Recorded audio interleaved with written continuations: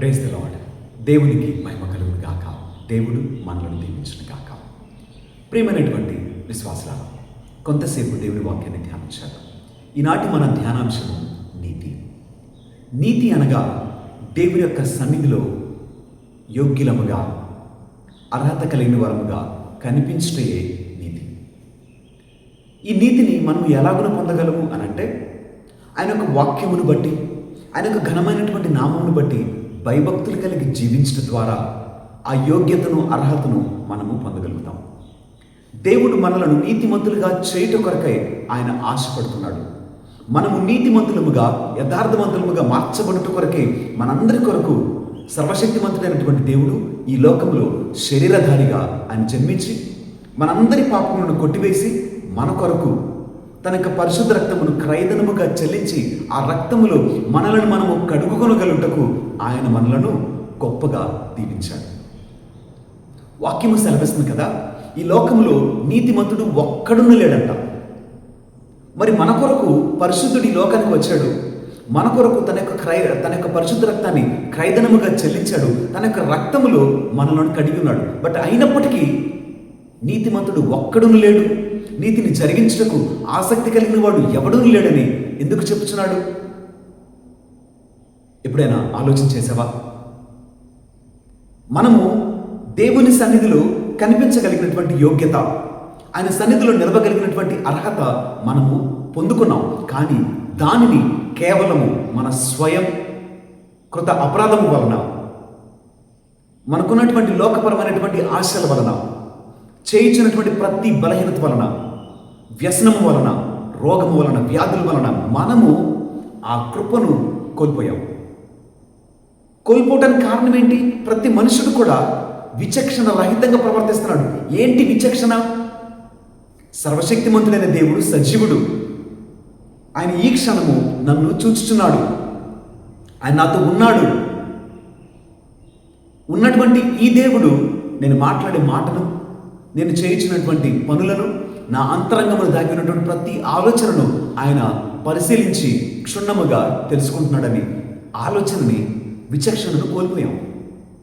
ఈ రకమైనటువంటి చలనాన్ని మనం కోల్పోవటం వలన విచక్షణ రహితంగా ప్రవర్తిస్తున్నాం. విచ్చలవిడిగా మనకు నచ్చినటువంటి పనులను, నచ్చినటువంటి ఆలోచనలను, నచ్చిన విధమైనటువంటి క్రియలను జరిగించు ఈ లోకంలో మనము జీవిస్తున్నాం. ఎప్పుడైనా ఆలోచన చేసావా? ఆయన యొక్క ఘనమైన వాక్యమును బట్టి, ఘనమైనటువంటి నామాన్ని బట్టి భయభక్తులు కలిగి జీవించటే నీతికి మూలము, నీతికి మార్గము అని ఎప్పుడైనా తెలుసుకున్నావా? బైబిల్ గ్రంథం నుంచి మనము కొన్ని ఉదాహరణల గురించి ధ్యానం చేద్దాం. మొదటి ఉదాహరణ నోవహు గారు.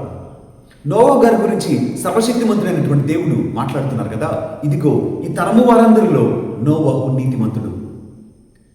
తరము వారందరిలో అంటే, ఒక తరము అంటే 100 సంవత్సరముల కాలాన్ని తరము అని అంటారు.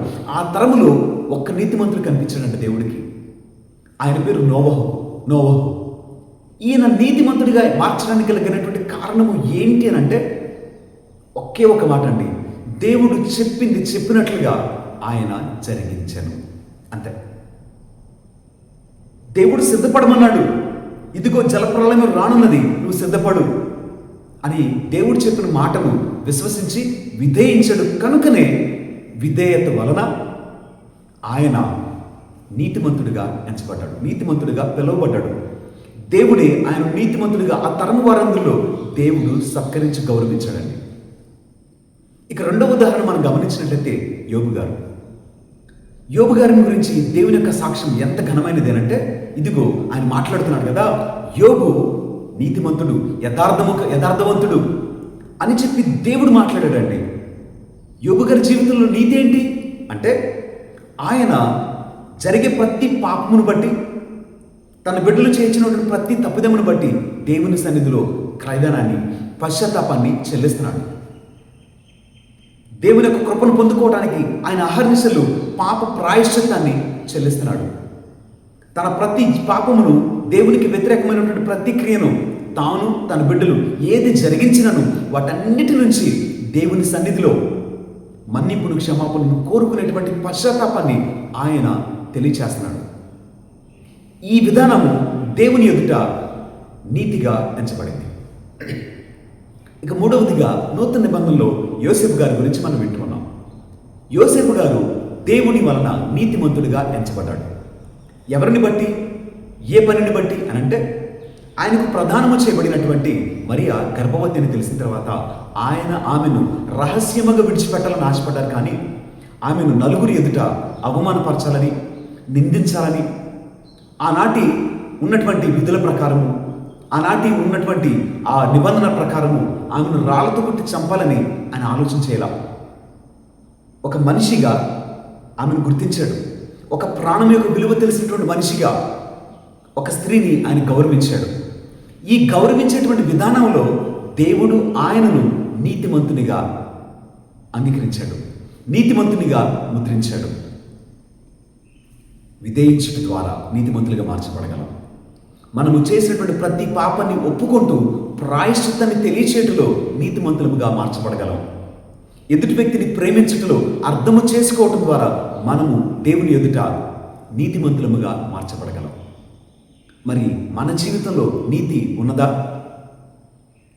ఒకసారి మనం వాక్యం చదువుకున్నట్లయితే మత్తయి సువార్త 6వ అధ్యాయము 33వ వచనం. ఇక్కడ దేవుని వాక్యం మనతో మాట్లాడుతున్నది కదా. మొదటిగా నీవు నీతిని, దేవుని యొక్క రాజ్యమును వెదకుము, అప్పుడు నీకు అన్నీను అనుగ్రహింపబడును. నీవు ఈ లోకంలో వెదకవలసినదే దేవుని యొక్క నీతిని, దేవుని యొక్క రాజ్యమును అని చెప్పుచున్నాడు. ఇక రెండో మాట మనం చదువుకున్నట్లయితే పౌలు గారు తిమోతికి రాసినటువంటి మొదటి లేఖ 6వ అధ్యాయం 11వ వచనంలో ఇక్కడ మనము నీతిని వెదకాలని అంటున్నాడు. వెతికినటువంటి నీతిని మనము సంపాదించాలంట. నీవు దేవుని యొక్క నీతిని వెతకాలి, దేవుని రాజ్యమును వెతకాలి. ఆ వెతికినటువంటి నీతిని మనము సంపాదించుకోవాలి. సంపాదించుకుంటే మనము ఏం చేయబడతామనంటే, యెషయా గ్రంథము 61వ అధ్యాయము 10వ వచనంలో అక్కడ దేవుడు మాట్లాడుతున్నాడు. ఇదిగో నీతి వస్త్రముతో మనలను ఆయన కప్పుచున్నాడు. మొదటిగా నీతిని వెతకాలి, వెతికినటువంటి నీతిని సంపాదించాలి. సంపాదించడం ద్వారా మనము పొందేటువంటి బహుమానము నీతి వస్త్రముతో మనము కప్పబడతాం. ఈ నీతి వస్త్రము కలిగినటువంటి వారు దేవుని ఎదుట నిలవగలిగినటువంటి అర్హతను, యోగ్యతను పొందుకుంటారు. కాబట్టి ప్రియమైనటువంటి దేవుని బిడ్డలారా, ఈ చిన్న వాక్యం ద్వారా మనము నీతిమంతులుగా మార్చబడటానికి ప్రయత్నించేద్దాం. దేవుని సన్నిధిలో యోగ్యముగా, అర్హతగా ఆయన సన్నిధిలో నిలవగలిగినటువంటి కృప దేవుడు మనందరికీ దయచేయాలని, ఇక నుంచి ఆయన ఉన్నవాడు అనువాడు, ఆయన సజీవుడు అనేటువంటి జ్ఞాపకము చేసుకుంటూ ఆయన వాక్యమును బట్టి, ఘనమైన నామమును బట్టి మనము భయభక్తులు కలిగి జీవించడానికి ప్రయత్నం చేద్దాం. దేవుడు మనలను దీవించునుగాక. ఆమేన్.